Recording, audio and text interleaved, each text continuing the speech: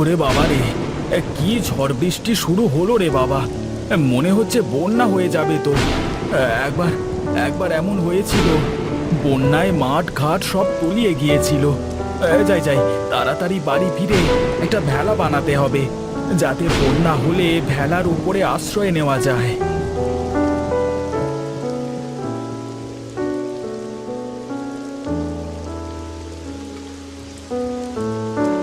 গিন্নি, বলি ও গিন্নি, কোথায় গেলে তুমি? একটু এদিকে এসো তাড়াতাড়ি।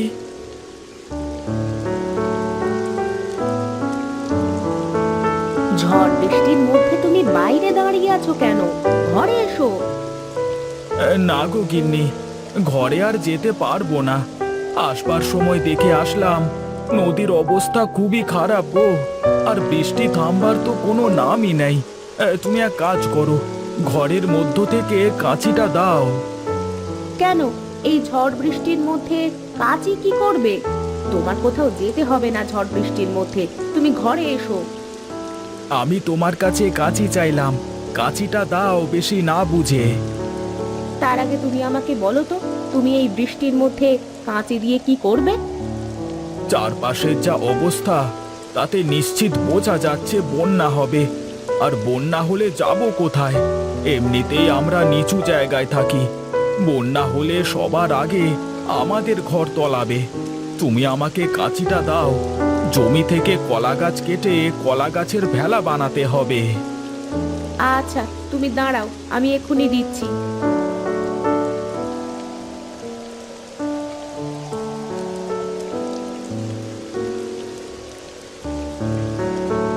এই নাও কাঁচি। ঠিক আছে, আমি একটু মাঠের দিকে গেলাম। তুমি সবকিছু কাগজের ব্যাগে পুরে রেখো, যে কোনো সময় পানি ঢুকে যেতে পারে আমাদের ঘরে। আচ্ছা ঠিক আছে, তুমি যাও, আমি সবকিছু ঠিক করে রাখছি।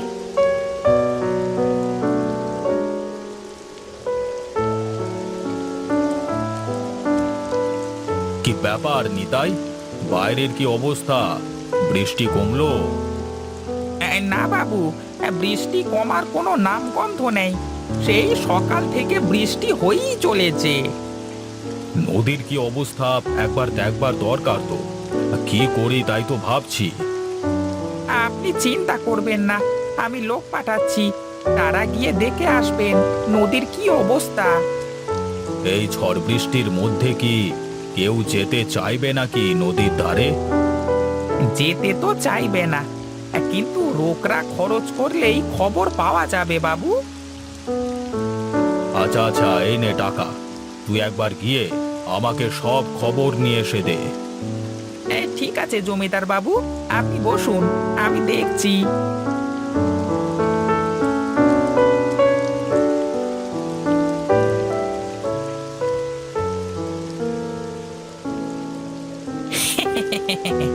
এই সকাল সকাল যা রোগরা কামিয়েছি না, এরকম প্রতিদিন চলতে থাকলে তো দুদিন পরে আমি জমিদার হয়ে যাব। যাই যাই, এখন নদীর অবস্থাটা দেখে আসি।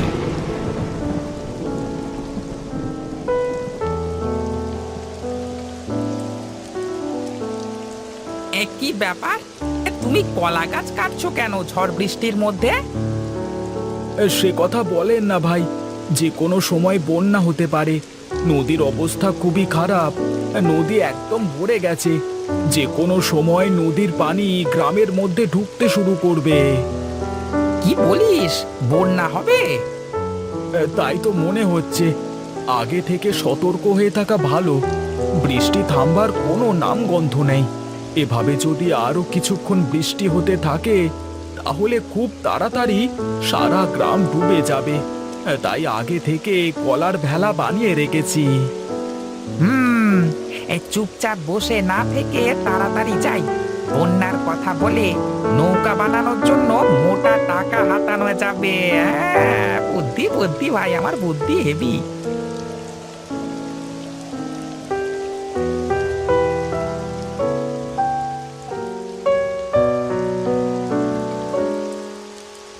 কি রে নিতাই, কোনো খোঁজ পেলি? হ্যাঁ বাবু, খোঁজ পেয়েছি। এই নদীর অবস্থা খুবই খারাপ। এই যে কোনো সময় নদীর পানি গ্রামে ঢুকে পড়বে। তার মানে তো বন্যা রে। আমি এখন কি করে বাঁচাবো এই লোকজনকে এই বন্যার প্রকোপ থেকে? তুই এক কাজ কর, আমাদের লোকজন সবাইকে বলে দে সবাই আমার বাড়ির ছাদে এসে আশ্রয় নিক। বাবা, আপনি যে চিন্তায় চিন্তায় একদম পাগল হয়ে গেছেন দেখছি। কেন? আমি পাগল হতে যাব কেন? এছাড়া কি আর কোনো উপায় আছে?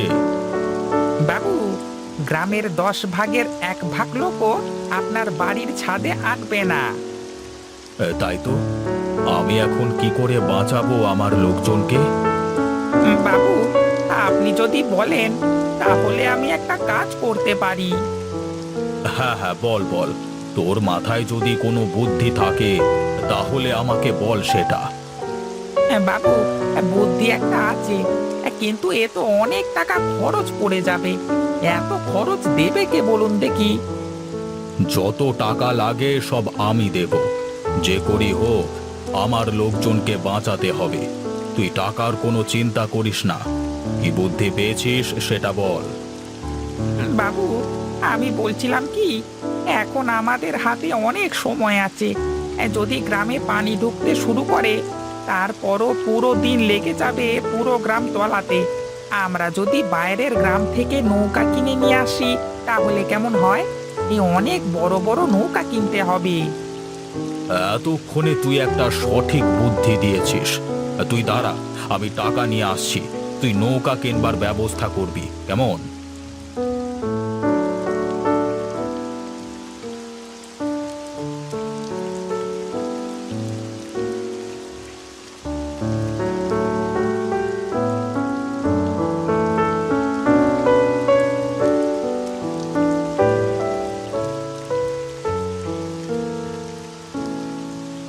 এই নে, এই ব্রিফকেসে অনেক টাকা আছে।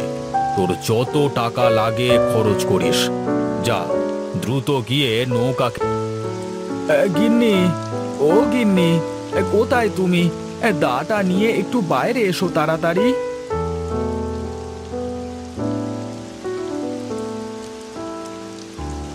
এত কলা গাছ কেন? এত কলা গাছ দিয়ে কি করবে তুমি? কি করব মানে, আমি অনেক ভেলা বানিয়ে রাখবো। যদি কারোর দরকার পড়ে বলা তো যায় না, প্রতিবেশীদের সাহায্য করা যাবে। দাটা দাও, আমি কয়েকটা বাঁশ কেটে আনি। এই নাও দা। তোমার বাড়ির প্রয়োজন নেই এই সমস্ত জিনিসপত্র সব গুছিয়ে রেখেছো তো? হ্যাঁ, আমি সব জিনিসপত্র গুছিয়ে ফেলেছি। তুমি তাড়াতাড়ি তার সাথে ঘরে আসো। বৃষ্টিতে বেশি ভিজলে তোমার আবার শরীর খারাপ হয়ে যাবে। ঠিক আছে, তুমি ঘরের ভেতরে যাও, আমি আসছি।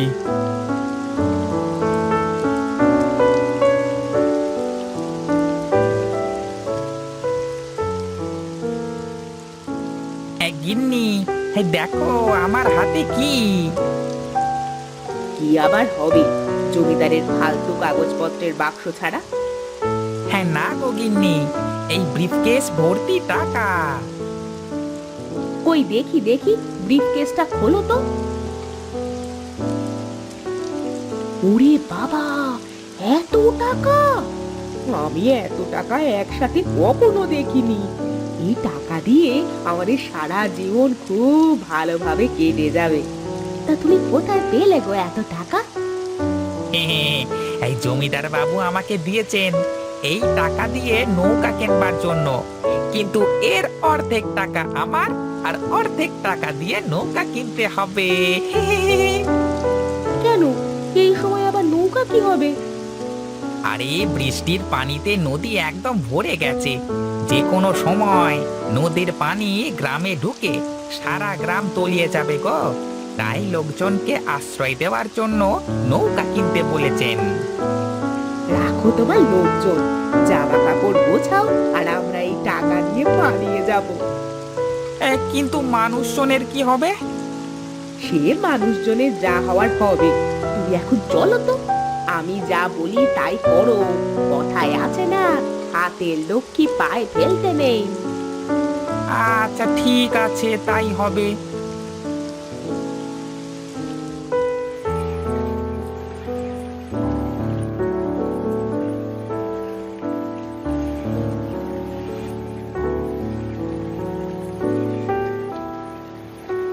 এই গোপাল ভাই এইদিকে এসো ভাই, আমাদেরকে তুমি নিয়ে যাও।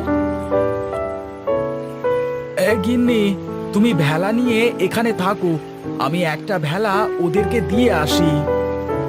না, তার কোনো দরকার নেই। তুমি ওটাকে বলো সাঁতরে এসে একটা ভেলা নিয়ে যেতে।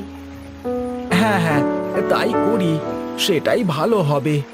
এই সুজয় ভাই, তুমি নেমে এসে একটা ভেলা নিয়ে যাও, তুমি তো সাঁতার পারো। আচ্ছা ভাই, তুমি ওখানেই থাকো, আমি আসছি।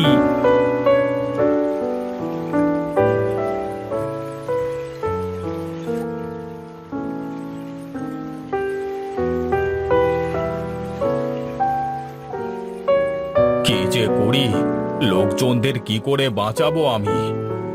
তুমি কোনো চিন্তা করো না, ঈশ্বর একটা না একটা ব্যবস্থা ঠিকই করবেন। কিন্তু এই নিতাই কোথায় গেল?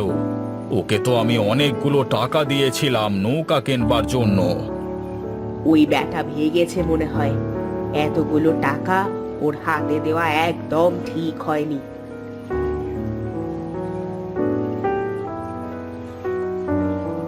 বাবু, কলা গাছের ভেলায় চড়ে অনেক লোক আমাদের বাড়িতে আশ্রয় নিয়েছেন।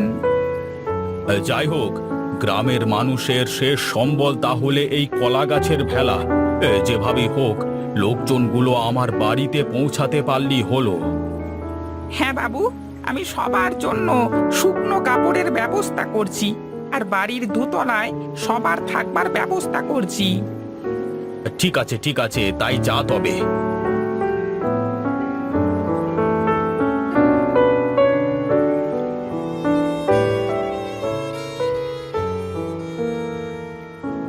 জমিদার বাবু, গ্রামের মাঝখানে অনেক লোকজন ফেঁসে আছে, সব ভেলা নষ্ট হয়ে গেছে। আমার কাছে শুধু একটা ভেলা বেঁচে আছে।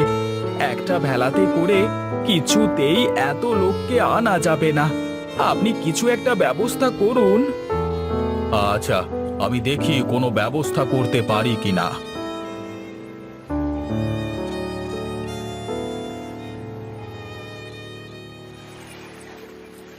বাবু, আমি এসেছি।